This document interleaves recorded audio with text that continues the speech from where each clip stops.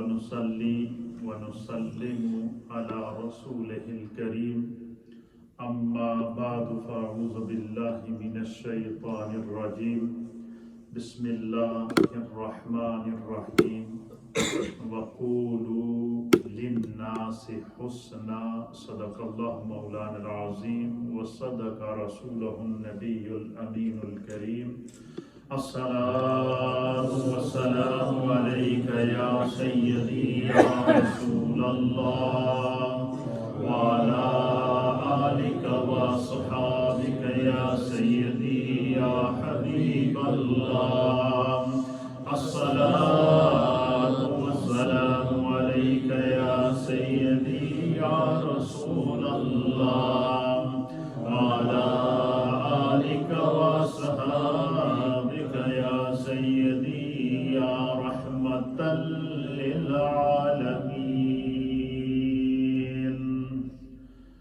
حمد و صلات کے بعد سامعین ذی وقار، خواتین و حضرات، سامعین و ناظرین، ہمارا نیو مدینہ مسجد بولٹن سے ہفتہ وار مجلس ذکر و دعا اور درس و تدریس کا ایک سلسلہ جو تواتر سے جاری و ساری ہے، اللہ کی بارگاہ میں دعا ہے کہ رب کریم ہمیں دین سیکھ کر اس پر عمل کی توفیق عطا فرمائے.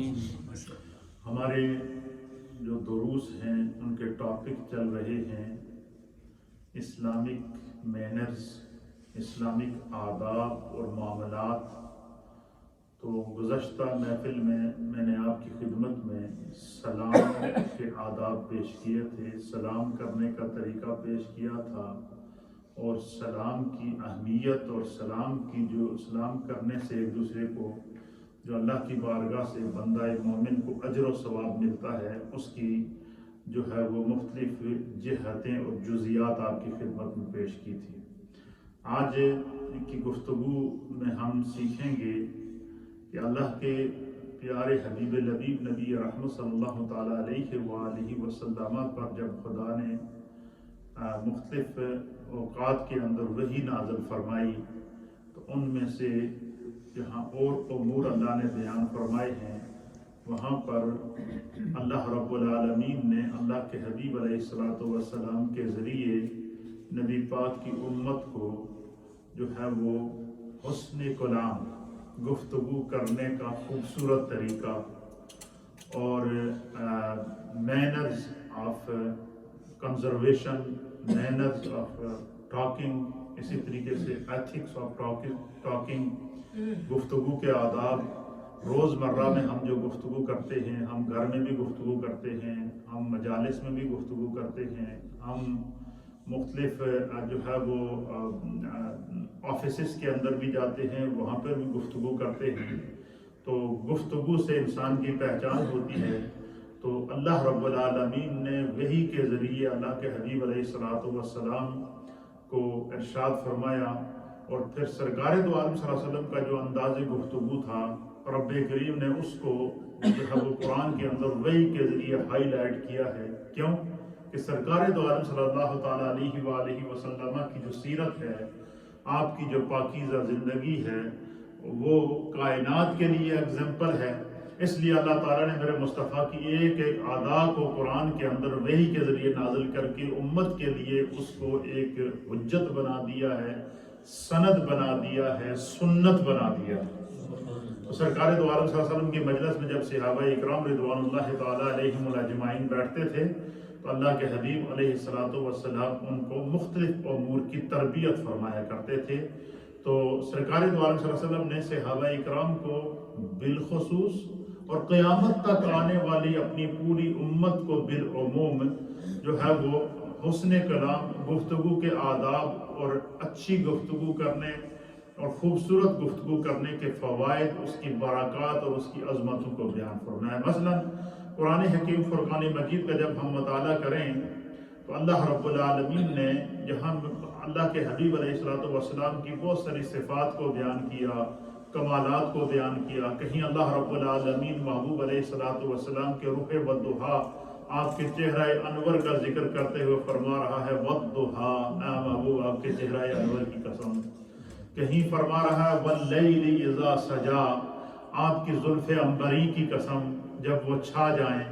اور کہیں رب کریم ید اللہ فوق ایدیہم کہہ کے مصطفیٰ کریم کے ہاتھوں کو اپنا ہاتھ قرار دے رہا ہے.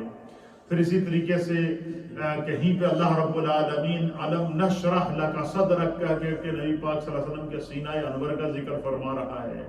کہیں جو ہے وہ اللہ رب العالمین محبوب علیہ الصلوۃ والسلام کے مختلف انداز کو بیان کر رہا ہے.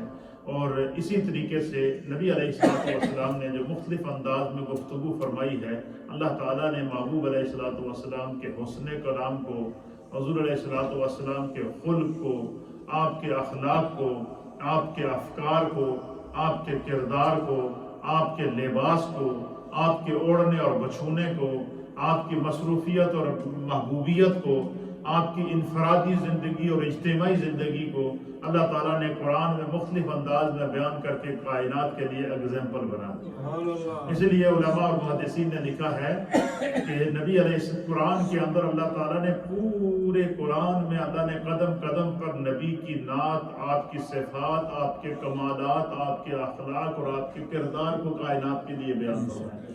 آپ مجھے بتائیں کہ جس ذات کا اخلاق میرا رب بیان کر رہا ہو، اس کی عظمتوں کا کون اندازہ لگا سکتا ہے؟ جس ذات کے انداز گفتگو کو میرا رب جو ہے وہ کائنات کے لیے نکھار کر بیان کر رہا ہو، اس کو جو ہے وہ اس کی عظمتوں کا کون اندازہ لگا سکتا ہے؟ تو اس میں امت کے لیے طرح طرح کے سبق ہیں. قرآن کریم نے جہاں نبی علیہ الصلوۃ والسلام کی اور صفات اور کمالات کو بیان فرمایا، سر کے بالوں سے لے کر پاؤں کے ناخن تک حضور علیہ الصلوۃ والسلام کی عظمتوں کو قرآن بیان کر رہا ہے. وہاں پر قرآن نبی علیہ الصلوۃ والسلام کے خلق کو، آپ کے انداز تکلم کو، آپ کے حسن کلام کو قرآن بیان فرماتے ہوئے فرما رہا ہے کہ وَإِنَّكَ لَعَلَىٰ خُلُقٍ عَظِيمٍ. کیا محبوب آپ سر سے لے کر پاؤں تک ہیں ہی سراپائے کمال، سراپائے عظمت، لیکن وَإِنَّكَ لَعَلَىٰ خُلُقٍ عَظِيمٍ، آپ کا جو انداز تکلم ہے، آپ کا جو گفتگو کا انداز ہے، آپ کے جو اخلاق کریمانہ ہیں، آپ کی گفتگو کے اندر جو محبتیں ہیں اور آپ کی گفتگو کے اندر جو مٹھاس ہے، فرمایا آپ خلق عظیم کے مرتبہ عظیم پر فائز ہیں. اللہ تعالیٰ نے محبوب کے حسن کلام کو خلق عظیم قرار دیا ہے اس آیت کے اندر. دوسرے مقام پر اللہ تعالیٰ نے محبوب علیہ الصلوۃ والسلام کو مخاطب کر کے فرمایا کہ وَقُولُوا لِلنَّاسِ حُسْنًا. محبوب لوگوں کے ساتھ جب بھی کلام کریں تو بڑی محبت کے ساتھ، جو آپ کا میٹھا انداز ہے، محبوب انداز ہے، اسی انداز سے لوگوں سے بات کیا کریں. تو قرآن فرما رہا ہے کہ جب بھی ہم ایک دوسرے سے بات کریں وَقُولُوا لِلنَّاسِ حُسْنًا، تو ہمیں حسن کلام کے ساتھ بات کرنی چاہیے، اچھے انداز سے بات کرنی چاہیے. اس بات کے اندر گناہ نہ ہو، اس بات کے اندر نفرت نہ ہو، اس بات کے اندر غصہ نہ ہو، اس بات کے اندر ترشت لہجہ نہ ہو، اس بات کے اندر سخت لہجہ نہ ہو. اب یہ قرآن کریم یہ آداب گفتگو ہمیں کیا کر رہا ہے؟ سکھا رہا ہے. اسی طریقے سے قرآن کریم فرقان مجید میں ایک اور مقام کے اوپر اللہ تعالیٰ نے نبی علیہ الصلوۃ والسلام کی عظمت کو بیان کرتے ہوئے فرمایا کہ محبوب آپ نے دیکھا ہے کہ جب آپ نے اعلان نبوت فرمایا تھا تو آپ بالکل اس وقت تنہا تھے، اکیلے تھے، اور پھر آپ نے اعلان نبوت کے بعد اللہ تعالیٰ کے حکم سے جو آپ نے اعلان نبوت فرمایا اور آپ پر اللہ تعالیٰ قرآن کریم کی آیات کو نازل کرتا رہا اور شریعت اور احکام کو آپ کے سینے پر نازل کرتا رہا اور آپ لوگوں تک پیغام دین پہنچاتے رہے، تو اللہ فرماتا ہے کہ محبوب آپ نے دیکھا کہ یہ جو لوگ یدخلون فی دین اللہ افواجا، جب آپ نے اعلان نبوت کیا تو اکیلے تھے، اور پھر ایک ایسا موقع آیا کہ اہل مکہ نے آپ کو ہجرت کرنے پر مجبور کیا، پھر ایک موقع آیا کہ آپ نے فتح مکہ کیا، پھر ایک موقع آیا کہ آپ نے جو حجۃ الوداع کے موقع پر کم و بیش 1.25 لاکھ اہل ایمان کی جماعت کو کائنات کے سامنے میدان عرفات میں لا کر کھڑا کر کے پیش کر دیا. تو اللہ فرماتا ہے کہ محبوب یہ آپ نے دیکھا ہے کہ جو لوگ آپ کے قریب آ رہے ہیں، آپ پر ایمان لا رہے ہیں، مسلمانوں میں اضافہ ہو رہا ہے، اس کی جہاں اور وجوہات ہیں اللہ قرآن میں فرماتا ہے محبوب اس کی سب سے بڑی وجہ یہ ہے کہ آپ کا لہجہ بڑا نرم ہے، آپ کا حسن کلام، آپ کی گفتگو کا جو انداز ہے وہ بڑا محبوب ہے، اس کے اندر مٹھاس ہے، اس کے اندر اخلاق ہے، اس کے اندر پیار ہے، اس کے اندر محبت ہے۔ اور اللہ فرماتا ہے محبوب یہ آپ کے نرم لہجے کی وجہ سے، آپ کے میٹھے لہجے کی وجہ سے، آپ کے محبوب لہجے کی وجہ سے، آپ کے خلق کی وجہ سے، آپ کے اخلاق کی وجہ سے، اور آپ کی پیار بھری اور نرم گفتگو کرنے کی وجہ سے یہ جو سخت دل لوگ ہیں ان کے دل نرم بھی ہو رہے ہیں اور آپ کے قریب بھی ہو رہے ہیں۔ یہی وجہ ہے کہ قرآن اس منظر کو بیان فرماتا ہے کہ جب صحابہ نبی علیہ السلام کی محفل میں آتے وَيُعَلِّمُهُمُ الْكِتَابَ وَالْحِكْمَةَ، حضور علیہ السلام انہیں کتاب اور حکمت کی تعلیم دیتے، اور پھر کیا کرتے جب اور قریب ہوتے سرکار کی میٹھی گفتگو سن کر جب قریب آتے تو پھر کیا کرتے میرے مصطفیٰ ان پر نگاہ نبوت ڈالتے، اور جب نگاہ نبوت ڈالتے تو کیا ہوتا وَيُزَكِّيهِمْ، جس طرح ظاہر ہیں اللہ تعالیٰ ان کے باطن کو بھی نگاہ مصطفیٰ کے صدقے پاک کر دیتا ہے۔ تو قرآن نے متعدد مقامات پر حضور علیہ السلام کی انداز کلام، حسن کلام کو بیان فرمایا ہے، آپ کے اخلاق کو بیان فرمایا ہے، آپ کے کردار اور افکار کو بیان فرمایا ہے۔ اب نبی علیہ السلام نے متعدد احادیث کے اندر امت کی رہنمائی فرمائی ہے۔ میں 2 یا 3 یا 4 احادیث مختصر آپ کی خدمت میں پیش کروں گا، اور ان احادیث کے اندر آپ کو زندگی گزارنے کا سلیقہ مل جائے گا، طریقہ مل جائے گا۔ مثلا میرے سامنے حدیث پاک ہے، اس کو امام ترمذی نے سنن ترمذی میں کتاب الزہد کے اندر نقل فرمایا ہے۔ اسی طریقے سے اس حدیث کو سنن ابن ماجہ کے اندر باب کف لسان کے اندر بیان فرمایا ہے۔ پھر امام مالک نے موطا امام مالک کے اندر اس کو نقل فرمایا ہے۔ صحیح ابن حبان کے اندر بھی یہ حدیث موجود ہے۔ امام احمد بن حنبل نے مسند امام احمد کے اندر بھی اس حدیث کو نقل فرمایا ہے۔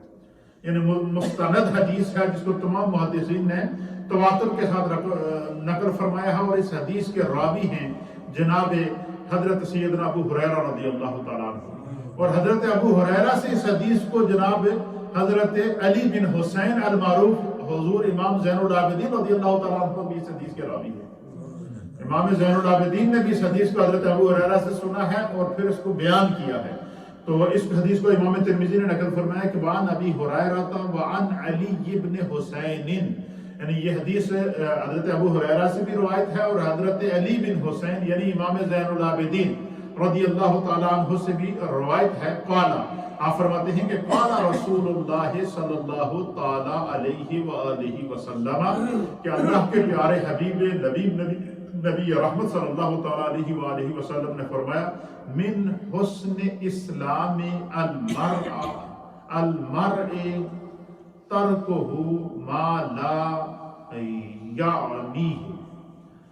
اللہ کے حبیب علیہ السلام نے فرمایا کہ کسی شخص کے اسلام کی جو سب سے بہترین خوبصورتی ہے وہ پتہ ہے کیا ہے؟ صحابہ سے فرمایا کہ اگر تم دیکھنا چاہو کسی مسلمان کی کہ اسلام کی سب سے خوبصورتی کیا ہے، مثلا دیکھیں آپ دیکھیں کہ جب کوئی مسلمان یا کوئی شخص اچھا لباس پہنتا ہے تو اس کا لباس اگر خوبصورت ہو، جاذب نظر ہو اور دستار ہو، کپڑے پہنے ہوئے ہیں یا جبہ پہنا ہوا ہے یا کوئی بھی لباس پہنا ہوا جو دیکھنے میں کیا ہو اچھا لگتا ہو تو بندے کی نظریں جھک جاتی ہیں، بندے ہم کہتے ہیں یار یہ بڑا خوش لباس انسان ہے۔ یا کوئی صحت مند انسان ہو تو اس کو ہم دیکھ کر کیا کہتے ہیں بڑا خوش خوراک انسان ہے۔ پھر اسی طریقے سے جو ہے وہ کسی بھی انسان کی جو ایسی صفت اور ایسی اچھائی جو ظاہر ہو جائے تو وہ اس کی پہچان بن جائے، اسی طریقے سے حضور علیہ السلام نے فرمایا کہ دنیا میں مسلمان تو بہت ہیں لیکن اچھے مسلمان کی ایک نشانی ہے، اچھے مسلمان کی ایک پہچان ہے، اور فرمایا کہ اسلام کی سب سے بڑی خوبصورتی ایک بندہ مومن سے جو ہونی چاہیے وہ کیا ہے؟ حضور علیہ السلام نے فرمایا کہ من حسن الاسلام، اسلام کی سب سے بڑی خوبصورتی یہ ہے کہ انسان بےہودہ اور فضول باتوں سے اپنے آپ کو بچا کے رکھے، جب بھی زبان سے گفتگو کرے تو پیاری گفتگو کرے، اس گفتگو سے کسی کا دل نہ دکھے، اس گفتگو کے اندر گالم گلوچ نہ ہو، اس گفتگو کے اندر بد اخلاقی نہ ہو، اس گفتگو کے اندر غصہ اور ترست لہجہ نہ ہو، اس گفتگو کے اندر مٹھاس ہو۔ تو حضور نے فرمایا کہ آپ دیکھنا انگریزی کے اندر بھی ایک جملہ مشہور ہے، اور وہ مشہور جملہ کیا ہے کہ first impression is the last impression, کہ پہلا جڑا انسان دا پہلا جڑا دباؤ ہوتا ہے یا پہلا جڑا فوری طور پر جو سب سے پہلا انسان کا جو انداز ہوتا ہے نا، وہی اسی سے انسان نکال لیتا ہے کہ بھائی جڑا نظر آتا ہے باہروں جڑا نظر آتا ہے اندروں بھی ایسا ہی ہوئے گا۔ تو فرمایا کہ نبی علیہ السلام نے فرمایا کہ اسلام کی سب سے بہترین خوبصورتی کیا ہے؟ فرمایا اسلام کی سب سے بہترین خوبصورتی سے مراد کیا ہے کہ اسلام کی سب سے پیاری، اسلام کی بیوٹی کیا ہے، اسلام کی خوبصورتی کیا ہے، اسلام کی کسی بھی مسلمان کی سب سے بہترین اس کی پہچان کہ وہ اچھا مسلمان ہے۔ فرمایا کہ وہ اس کی سب سے بہترین اسلام کی خوبی یہ ہے کہ انسان جب بھی گفتگو کرے تو وہ لایانی بات نہ کرے، لایانی بات کے بعد فضول گفتگو نہ کرے، بےہودہ گفتگو نہ کرے، اور اس کے اندر گناہ کے الفاظ نہ ہوں، ترشت لہجہ اور غصہ نہ ہو۔ فرمایا یہ اس کی بیوٹی ہے۔ دوسری حدیث کے اندر نبی علیہ السلام نے تو اس حدیث میں کیا سبق ہے کہ جب بھی گفتگو کی جائے نرم لہجہ ہو، سچی گفتگو ہو، اس میں جھوٹ نہ ہو، اس میں گناہ نہ ہو، اس میں گالم گلوچ نہ ہو، اس میں غصہ نہ ہو، اس کے اندر نرمی ہو، جس کو اللہ نے قرآن میں بیان فرمایا کہ میرے محبوب یہ دن بہ دن جو آپ کے قریب ہو رہے ہیں اس لیے کہ آپ کا لہجہ بڑا نرم ہے، آپ ترشت باتیں نہیں کرتے۔ اور فرمایا کہ اگر آپ کا لہجہ سخت ہوتا، ترشت لہجہ ہوتا، یا آپ کے لہجے کے اندر جو ہے وہ سختی ہوتی تو یہ لوگ آپ کے قریب نہ آتے۔ تو پتہ چلا اس سے پیغام کیا ملا کہ اگر ہم کسی غیر مسلم کو بھی اپنے قریب کریں گے تو وہ اگر قریب آئے گا تو وہ ہمارا اخلاق دیکھ کر ہمارے قریب آئے گا۔ اس لیے فرمایا کہ جب بھی گفتگو کرو نرم لہجے میں کرو، پیار سے کرو، محبت سے گفتگو کرو، مسکرا کر گفتگو کرو، اس میں گناہ نہ ہو، اس میں گالم گلوچ نہ ہو، اس میں غصہ نہ ہو۔ یہ آداب گفتگو ہے، اس کو حسن کلام سے ہمارے فقہاء اور محدثین نے تعبیر کیا ہے۔ دوسری حدیث ہے، اس کو بھی ابو عیسیٰ ترمذی رضی اللہ تعالیٰ عنہ نے بیان فرمایا ہے۔ آپ حضرت عبداللہ رضی اللہ تعالیٰ عنہ اس حدیث کے راوی ہیں۔ آپ بیان فرماتے ہیں، حضرت عبداللہ بن مسعود رضی اللہ تعالیٰ عنہ اس حدیث کے راوی ہیں۔ آپ بیان فرماتے ہیں کہ قال رسول اللہ صلی اللہ تعالیٰ علیہ وآلہ وسلم، حضور علیہ السلام نے ارشاد فرمایا کہ لیس المؤمن، حضور نے فرمایا او بندہ مومن نہیں ہو سکتا۔ مومن کی یہاں پہچان بتائی ہے کیا کہ جڑا بندہ مومن ہوئے جس کے دل وچ ایمان دا نور موجود ہوئے، حضور علیہ السلام نے فرمایا کہ او دے وچ چند گلاں نہیں پائی جانیاں چاہیے، اور وہ اس کی نشاندہی بھی فرما دی کیا؟ فرمایا لیس المؤمن بالطعان واللعان والفاحش والبذی۔ حضور علیہ السلام نے فرمایا کہ حضرت عبداللہ بن مسعود کہتے ہیں کہ سرکار دو عالم صلی اللہ علیہ وسلم نے فرمایا کہ وہ مومن نہیں ہو سکتا بالطعان، جدو بھی گفتگو کرے تو دوسرے کو تانا دے، تانا دینے کے بغیر اس کی گل ہضم بھی نہ ہوئے۔ فرمایا کسی کو بات اگر کسی جب بھی گفتگو کرو تو دوسرے کو تانا نہ دو، بلکہ آپ کو یہ ہونا چاہیے کہ میری اس گفتگو سے دوسرے کو فائدہ پہنچنا چاہیے۔ تو فرمایا گفتگو ہمارے یہاں بات پر ایک دوسرے کو ہم تانا دیتے ہیں یا نہیں دیتے، اور یہ کمزوری ہم میں سے ہر ایک کے اندر پائی جاتی ہے۔ تو حضور نے فرمایا کہ مومن کی یہ شان نہیں ہے کہ دوسرے نے جب بھی گل کر لے پہلے اس نے تانا دے، اور یہ بات زیادہ تر ہماری عورتوں کے اندر پائی جاتی ہے، خواتین میں پائی جاتی ہے۔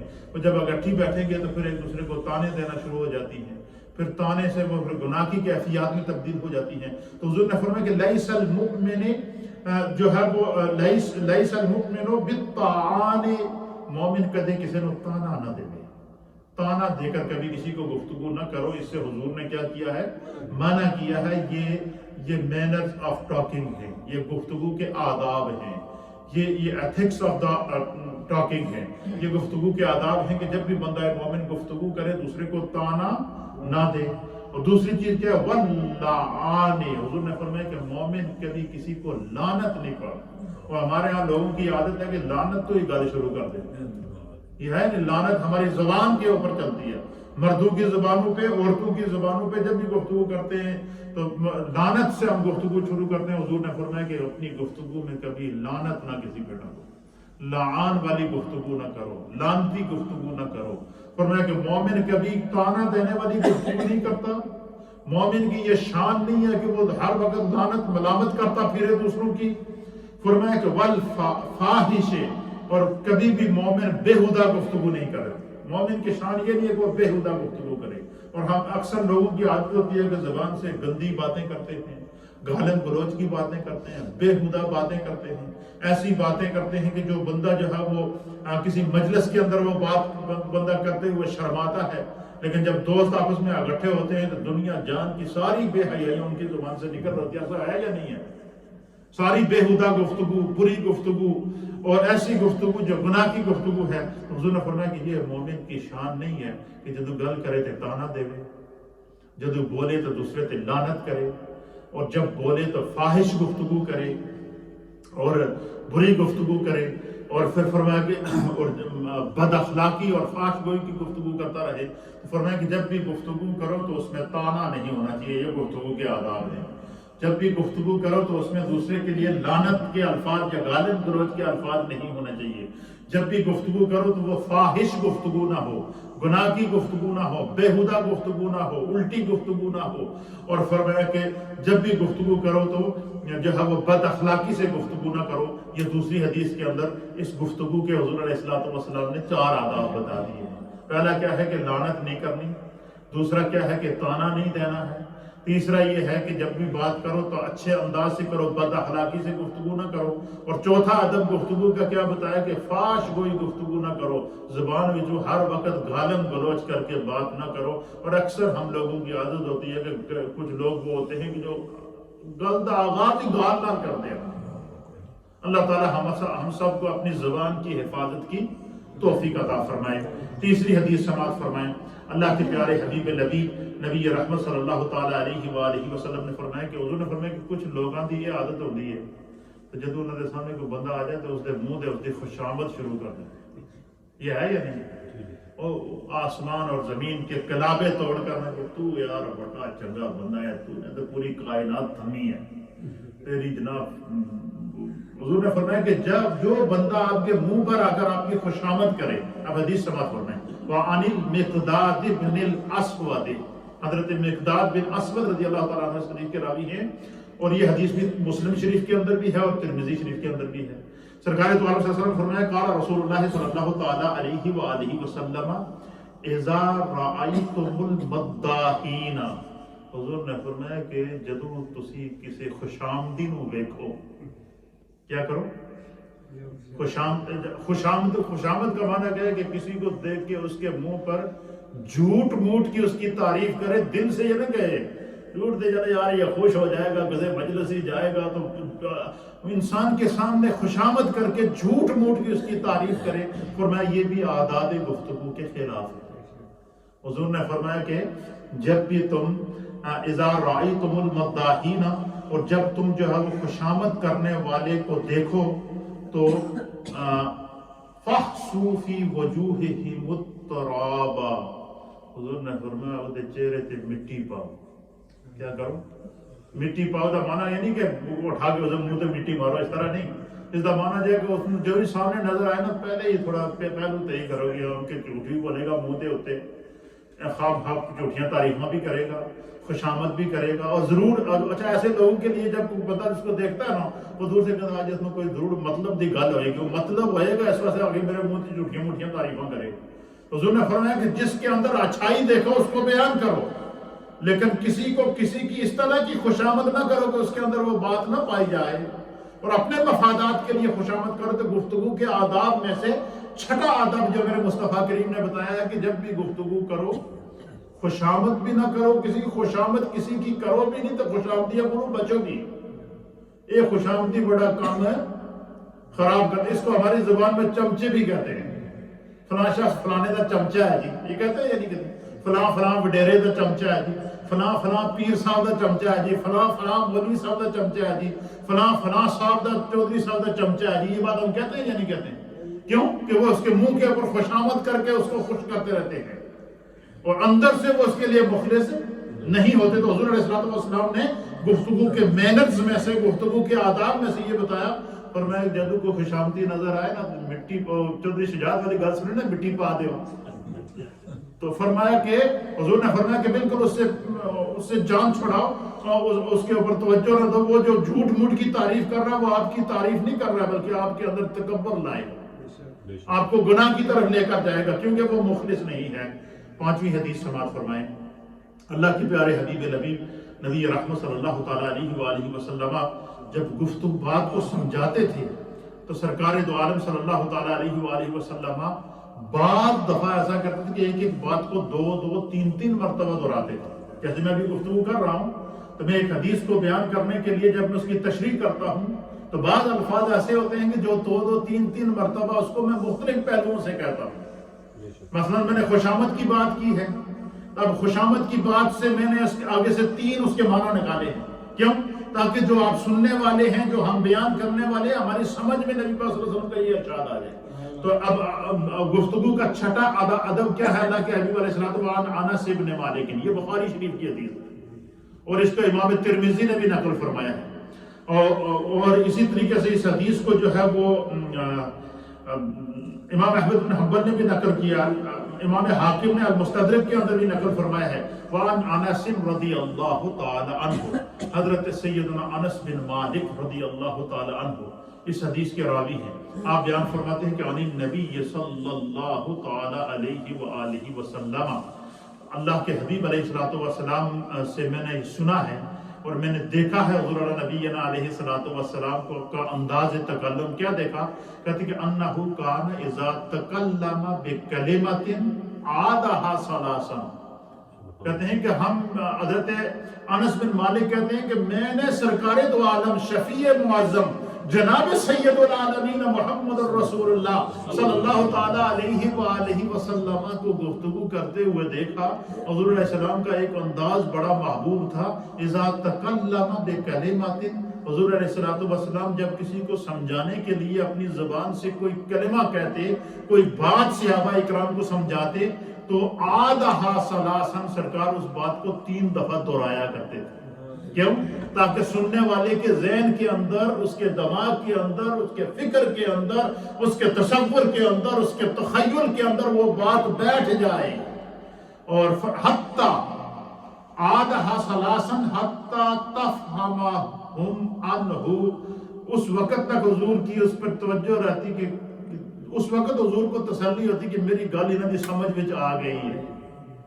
کیا کرتے؟ بات کو سمجھانے کے لیے, پیغام دین کو پہنچانے کے لیے. اور یہی اسلوب قرآن ہے. آپ دیکھیں قرآن حکیم فرقان مجید میں آپ سورہ رحمان آپ نے پڑھی ہوگی, سنی ہوگی, تو اس میں ایک کلمہ بار بار آتا ہے, فَبِأَيِّ آلَاءِ رَبِّكُمَا تُكَذِّبَانِ فَبِأَيِّ آلَاءِ رَبِّكُمَا تُكَذِّبَانِ فَبِأَيِّ آلَاءِ رَبِّكُمَا تُكَذِّبَانِ. پھر اسی طریقے سے مختلف صورتوں کے اندر جہاں جہاں جنت کا ذکر ہے تو مختلف انداز میں اللہ تعالیٰ جنت کی فضائل اور مناقب کو بیان کرتے ہیں. فرمایا جنات تجری من تحتها الانہار, سورہ بقرہ کے اندر بیان فرمایا, سورہ بینہ کے اندر بیان فرمایا, سورہ بنی اسرائیل کے اندر بیان فرمایا. اور اسی طریقے سے قرآن پاک کی مختلف صورتوں کے اندر جنت کے مختلف درجات اور فضائل اور مناقب کو اللہ تعالیٰ نے بار بار ان آیات کے اندر دہرایا. تو کسی بات کو بار بار بیان کرنے کا مقصد کیا ہوتا ہے؟ آپ نے ایک بات نوٹ کی ہوگی, ہم نماز پڑھتے ہیں, نماز میں ہر رکعت کے اندر سورہ فاتحہ پڑھنی پڑتی ہے. کیوں؟ سورہ فاتحہ پوری نماز کا پیغام ہے. کیا ہے؟ اللہ پر ایمان رکھو, اس کی وحدانیت پر ایمان رکھو, اللہ کے سوائے کسی کو معبود نہ مانو, اللہ کی عبادت کرو. فرمایا کہ اللہ کے جو محبوب اور نیک لوگ ہیں ان کے راستے پر چلنا, جو ہے وہ راستے سے کہیں بھٹک نہ جانا, اور اللہ تعالیٰ کے غضب سے ہمیشہ جو وہ توبہ اور استغفار کرتے رہنا. تو یہ بار بار ہر نماز میں ہم آغاز سورہ فاتحہ سے کیوں کرتے ہیں؟ کیوں؟ یہ ہمارا ٹاپک ہے ہماری زندگی کا, تاکہ اس کو بار بار ریوائز کر کے بندہ کیا کرے, بھول نہ جائے, کہیں پٹڑی سے اتر نہ جائے. اسی طریقے سے سرکار دو عالم صلی اللہ علیہ وسلم نے جو ہے وہ ایک بات کو سمجھانے کے لیے 2 3 دفعہ دہراتے تھے. اور اس وقت تک حضور کی کوشش ہوتی تھی کہ حتی تفہمہم, یہاں تک کہ سننے والے کی گل انہوں نے سمجھ میں پہ جائے, انہوں نے دماغ میں گل پہ جائے. پھر اللہ کے حبیب علیہ الصلوۃ والسلام جو ہے وہ پھر یہ بھی آپ کی عادت ہوتی تھی کہ وَإِذَا آتَ عَلَىٰ قَوْمٍ, حضور علیہ الصلوۃ والسلام جب کسی مجلس میں آتے تھے, کیا آتے تھے؟ کسی مجلس میں, کسی محفل میں, بہت سارے لوگوں کے بیچ میں جب آتے تھے تو سرکار دو عالم صلی اللہ علیہ وسلم کھڑے ہو کر فرماتے تھے السلام علیکم ورحمۃ اللہ وبرکاتہ. انہوں نے جواب دیا، تھوڑا وقفہ کیا، پھر آپ نے فرمایا السلام علیکم ورحمۃ اللہ وبرکاتہ. تھوڑا سا وقفہ کیا، پھر فرمایا السلام علیکم ورحمۃ اللہ تعالی وبرکاتہ، تاکہ بندہ مومن کو یہ پیغام مل سکے کہ جب بھی بندہ مومن کا کسی کے ساتھ سامنا ہو تو وہ اپنا فرسٹ امپریشن کیا دے کہ تم پر خدا کی سلامتی ہو، میری طرف تو بے فکر رہ، میں تمہیں کوئی نقصان نہیں پہنچا سکتا. اس لیے اسلام کہتے ہیں، مسلمان کہتے ہی اس کو ہے کہ جو سلامتی والا ہو، جس کی زبان سے، جس کے ہاتھ سے، جس کے قول سے، جس کے فعل سے کسی کو کوئی تکلیف نہ ہو. تو اس حدیث کے اندر اللہ کے حبیب علیہ الصلوۃ والسلام نے فرمایا کہ کسی کو بات سمجھانی ہو تو بار بار سمجھانے میں کوئی آر محسوس نہیں کرنی چاہیے. کہ یہ نہیں کہ بعد لوگ کہتے بار بار جی تسی گل کیوں دہرا دے ہو. اچھا، وہ یہ اس کا حکم اللہ نے دیا ہے، قرآن میں دیا ہے، رسول اللہ نے دیا ہے، اور یہ احادیث کے اوپر یہ سارے مینرز ہیں گفتگو کے، یہ آداب گفتگو ہیں. پھر 7ویں حدیث ہے عن ابی ہریرہ رضی اللہ تعالی عنہ قال ان رسول اللہ صلی اللہ تعالی علیہ وآلہ وسلم، کہ سرکار دو عالم صلی اللہ علیہ وسلم نے فرمایا کہ لا ينبغي لصدیق ان یکون لاعانا. حضور علیہ السلام نے فرمایا کہ اللہ اکبر، سرکار دو عالم صلی اللہ علیہ وسلم نے فرمایا کہ کوئی بھی شخص کسی ایسے شخص کو اپنا دوست نہ بنائے جس کی زبان لعنت تو شروع ہو، ہر وقت لعن تانی کرتا رہے. اب کوئی بندے ایک شخص کا پتہ ہے آپ کو، جب گفتگو کرتا ہے تو لعنتیں بھیجتا ہے، جب گفتگو کرتا ہے تو گالیاں دیتا ہے، جب گفتگو کرتا ہے تو بےہودہ گفتگو کرتا ہے. حضور نے فرمایا کہ جدو اپنا دوست بناؤ نا کوئی، اللہ اکبر، دیکھیں کتنا پیارا سبق ہے اس کے اندر، کہ جب بھی تم اپنا کوئی دوست بناؤ تو دوست اپنا کیسا بناؤ؟ فرمایا کہ اپنا ایسا دوست بناؤ کہ تمہارا جو دوست ہے وہ لعنت ملامت کرنے والا نہ ہو.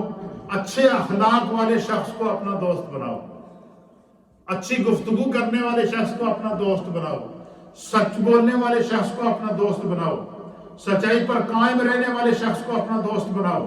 یہ اللہ کے حبیب علیہ السلام نے آداب گفتگو سرکار دو عالم صلی اللہ تعالی علیہ وآلہ وسلم نے بیان فرمائے ہیں. اسی طریقے سے حدیث پاک کے اندر آتا ہے، حضرت سہل بن سعد رضی اللہ تعالیٰ عنہ بیان کرتے ہیں، قال رسول اللہ صلی اللہ تعالی علیہ وآلہ وسلم، اللہ کے حبیب علیہ الصلوۃ والسلام، امام بخاری نے اس حدیث کو نقل فرمایا، نبی سرکار دو عالم صلی اللہ تعالی علیہ وآلہ وسلم نے فرمایا کہ من یضمن لی بین لحیہ وبین رجلیہ عزمن لہ جنت. حضور نے فرمایا کہ جڑا بندہ یہ جو زبان جو تمہارے دو جبڑوں کے بیچ میں ہے، کیا فرمایا؟ یہ زبان جو تمہارے دو جبڑوں کے بیچ میں ہے، حضور نے فرمایا جڑا بندہ اس زبان کی ضمانت دے کہ جدو بھی بولے گا وہ جھوٹ نہ بولے، جب بھی بولے تو منہ سے گالی نہ نکالے، جب بھی بولے تو منہ سے لعنت نہ نکالے، جب بھی بولے تو منہ سے بری باتیں نہ نکالے، اعلانیہ زبان سے گناہ کا اعلان کرتا ہوا نہ پھرے، بد اخلاقی اور بد کرداری اس کی زبان سے نظر نہ آئے. فرمایا جڑا بندہ اپنی زبان کو سنبھالتا ہے، جو اپنی زبان کی حفاظت کرتا ہے، حضور نے فرمایا جڑا بندہ میں اپنی زبان کی حفاظت ضمانت دے گا، میں مصطفیٰ اس سے وعدہ کرتا ہوں کہ وہ اسے ہاتھ سے پکڑ کر جنت ملے گا. فرمایا تم اپنی زبان کو کنٹرول میں کرو، میں تمہیں ہاتھ سے پکڑ کر جنت میں لے جاؤں گا. اور ایک روایت کے مطابق حضور نے فرمایا کہ سب سے زیادہ جہنم میں جو لوگ جائیں گے وہ اپنی زبان کی وجہ سے جائیں گے.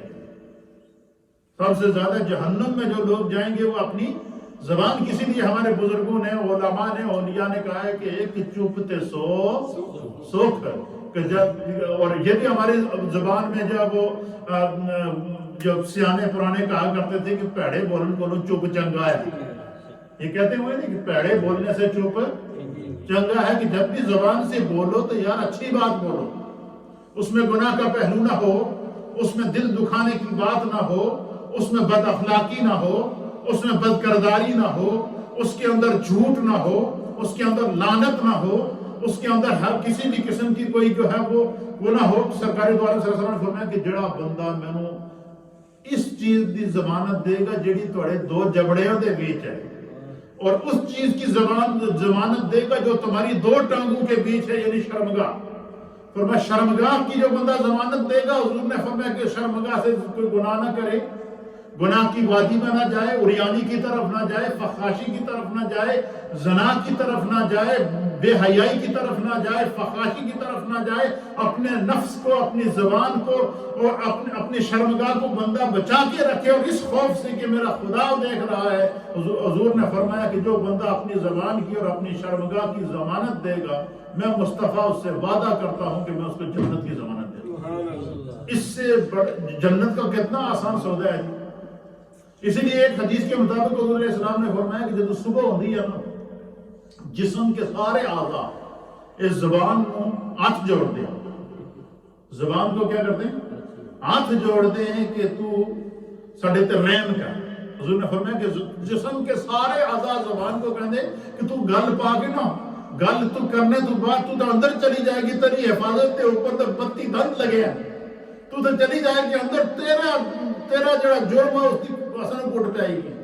مثلا ایک بندہ کسی نے گالی دے دینا ہے، زبان میں اس نے گالی کٹ کے وہ تو زبان سے چلی گئی اندر، کسی نے اٹھایا اس نے اپنا لبے پا دیتا، پتا چلا جی کٹ کے اس نے جناب علی اس کی تباہی کٹ چھوڑی، اور زبان میں کچھ بھی نہیں ہوا، سوٹے اس کے کنڈ تے لگے ہیں، سوٹے اس کے سر تے لگے ہیں، سوٹے اس کی ٹانگیں ٹوٹیاں ہیں، اس کے بازو ٹوٹ گئے ہیں، اور جس زبان کی وجہ سے اس کے تمام اعضاء زخمی ہوئے ہیں، وہ اسی طرح واپس گل کر کے اندر چلی گئی۔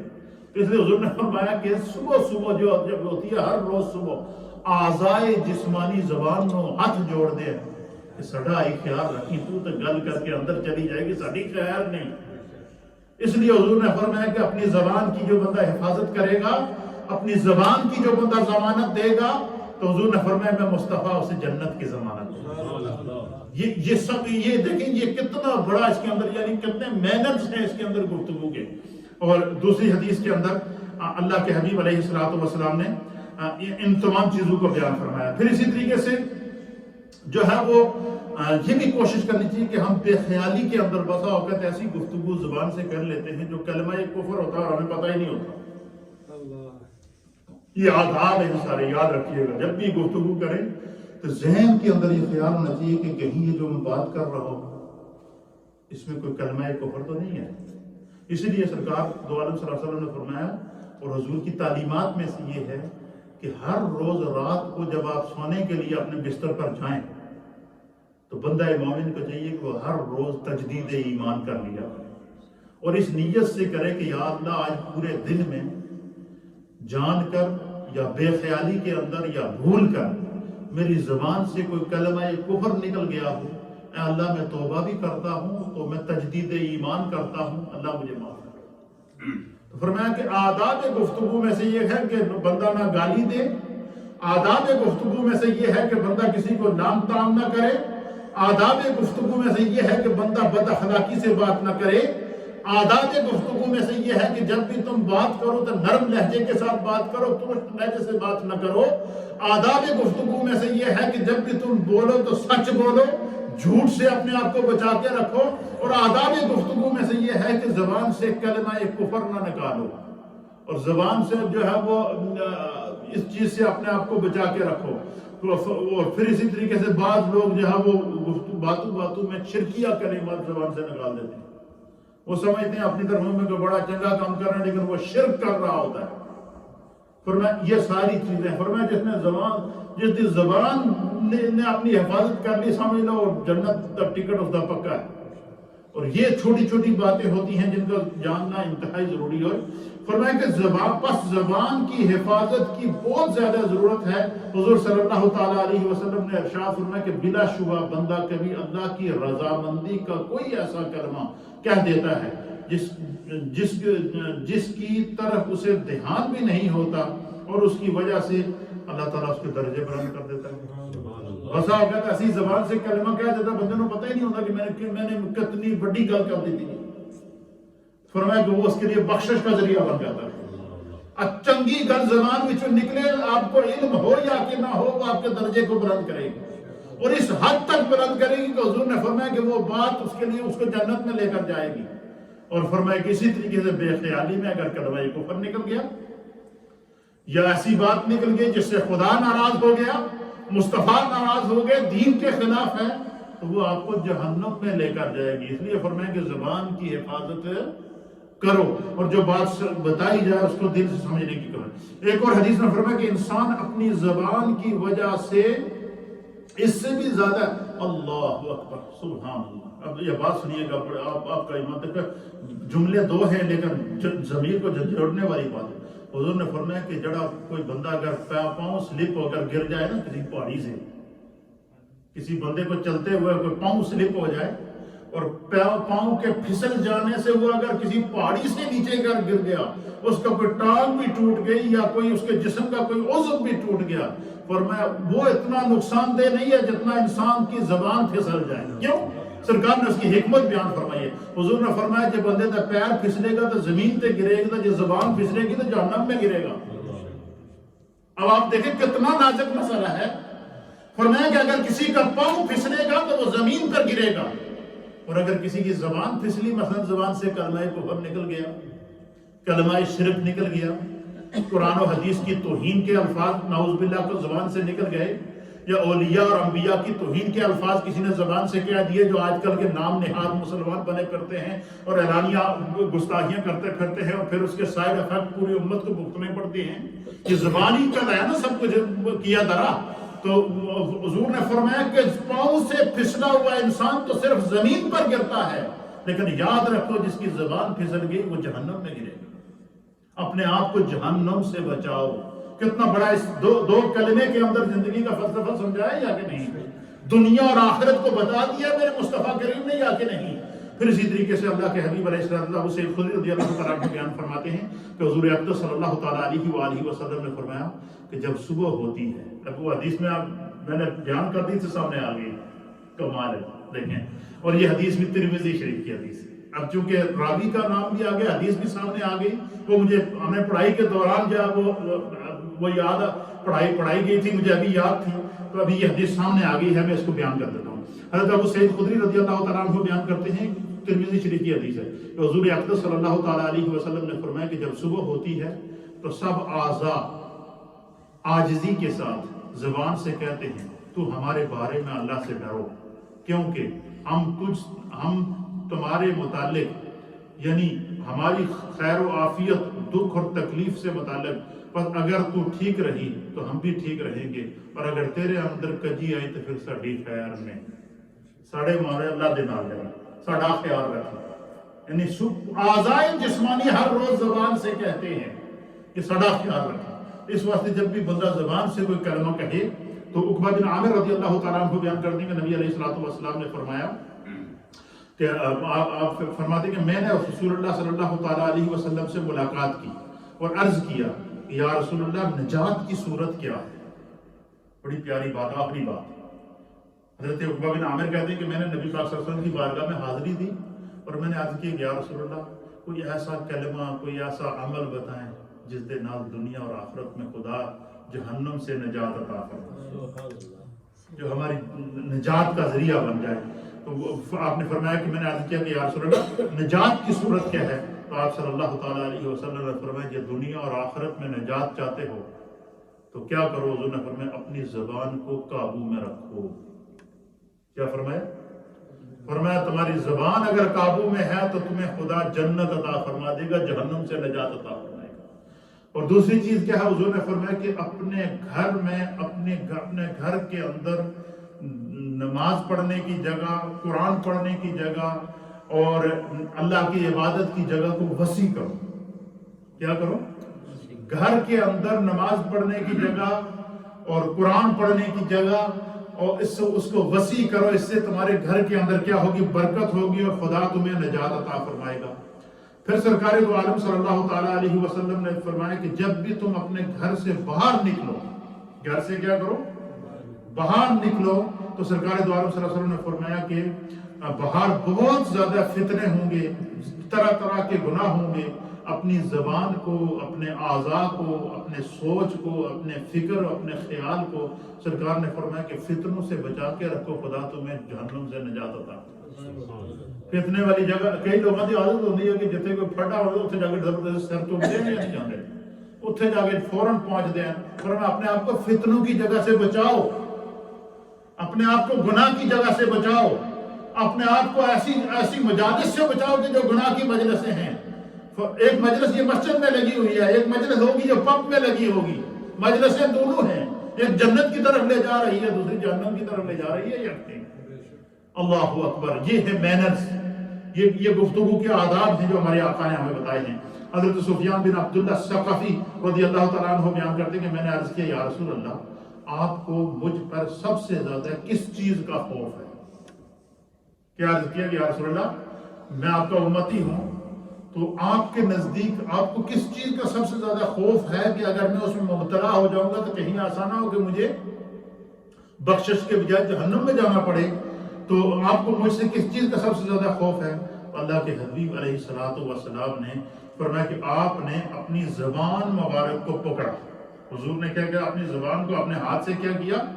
پکڑا، اور اپنی زبان کو پکڑ کر حضرت جو ہے وہ سفیان بن عبداللہ ثقفی کو بیان فرمایا کہ مجھے تمہاری سب سے زیادہ جس چیز کا خوف ہے وہ یہ تمہارے لیے، وہ یہ ہے تمہاری زبان ہے۔ فرمایا یہی تجھے جنت میں لے کر جائے گی، یہی تجھے جہنم میں لے کر جائے گی۔ اس لیے زبان کی حفاظت کے اوپر ہمارے علماء نے، محدثین نے بہت زور دیا ہے، اور ایک حدیث کے مطابق اللہ کے ذکر کے علاوہ زیادہ، حضور نے فرمایا کہ اللہ کے ذکر کے علاوہ زیادہ نہ بولو۔ فرمایا کہ زبان کو اگر آپ بچانا چاہتے ہیں تو چلتے پھرتے اٹھتے بیٹھتے سبحان اللہ و بحمدہ سبحان اللہ العظیم لا الہ الا انت سبحانک انی کنت من الظالمین، اللہ کے ذکر سے اپنی زبانوں کو فرمایا تر رکھو۔ فرمایا کہ یہی زبان ہے جس سے بندہ قرآن پڑھتا ہے، یہی زبان سے جس کے بندہ جو ہے وہ دعا مانگتا ہے، یہی زبان ہے جس سے بندہ جو ہے وہ قرآن کی تلاوت کرتا ہے، یہی زبان ہے جس سے بندہ جو ہے واعظ اور نصیحت کرتا ہے۔ اور اگر اسی زبان سے وہ گالم گلوچ کرے، اسی زبان سے بری باتیں کرے، اسی زبان سے لعن طعن کرے، تو پھر وہ زبان جس سے ابھی قرآن پڑھا تھا ابھی تھوڑی دیر میں اس سے گالیاں دینا شروع کر دے، تو فرمایا کہ یہی زبان ہے، اسی چیز کی پکڑ سے ہمیشہ اپنے آپ کو بچا کے رکھو۔ فرمایا کہ زیادہ سے زیادہ اللہ کے ذکر میں رکھو، بولنا، زیادہ بولنا، حضور نے فرمایا یہ دل میں سختی پیدا کرتا ہے۔ کیا فرمایا؟ زیادہ بولنے سے کیا ہوتا ہے؟